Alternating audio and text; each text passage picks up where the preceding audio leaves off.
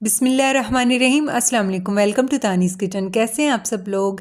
आज मैं आपके लिए बहुत ही मज़ेदार बेसन और दूध से बन जाने वाली हलवा की रेसिपी लेके आई हूँ, जो कि महंगी से महंगी मिठाइयों को भी पीछे छोड़ देगा। ये इतना ज़्यादा मज़ेदार बनेगा। तो बिस्मिल्लाह करके रेसिपी को स्टार्ट करते हैं। यहाँ पर मैंने एक बाउल में लिए हैं 2 अदद अंडे। इसमें डालेंगे चीनी 3/4 कप।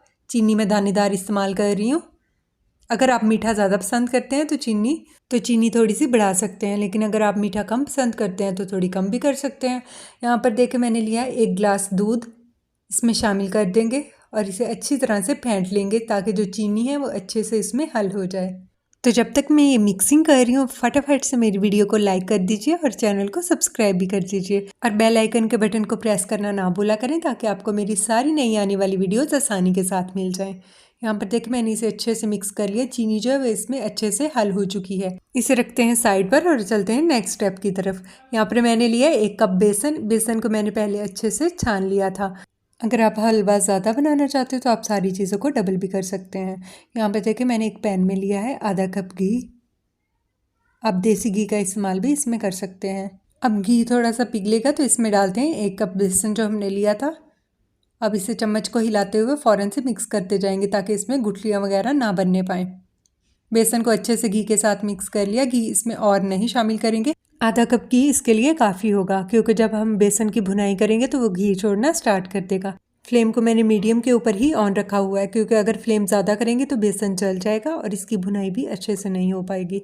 तो अगर हम इसे लो फ्लेम के ऊपर आहिस्ता आहिस्ता से पकाएंगे तो ये बहुत ही ज़्यादा टेस्टफुल बनेगा। यहाँ पर मुझे इसकी भुनाई करते हुए तकरीबन 7 से 8 मिनट हो चुके हैं। अब इसमें शामिल करते हैं पिसी हुई इलायची आधा चाय का चम्मच और इसे अच्छे से मिक्स कर लेंगे।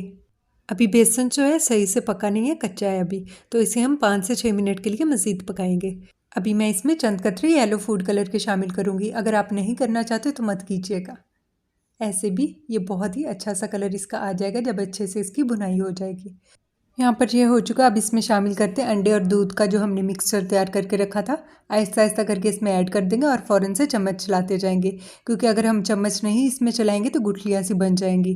यहाँ पर देखिए मैं साथ साथ जल्दी जल्दी से चम्मच चला रही हूँ। इसमें मैंने गुठलियाँ बिल्कुल भी नहीं बनने दी और ये बहुत ही जल्दी से ऐसे इकट्ठा हो गया। अब इसमें अपनी मर्ज़ी के ड्राई फ्रूट्स शामिल कर सकते हैं। मैंने किशमिश और बादाम बारीक कटे हुए शामिल कर दिए हैं। जब मैंने इसमें दूध और अंडों का मिक्सचर शामिल किया था, फिर मैंने फ्लेम को भी मीडियम के ऊपर कर लिया था। यहाँ पर देखिए ये बनकर तैयार हो चुका है। इसकी भुनाई अच्छे से हो चुकी है।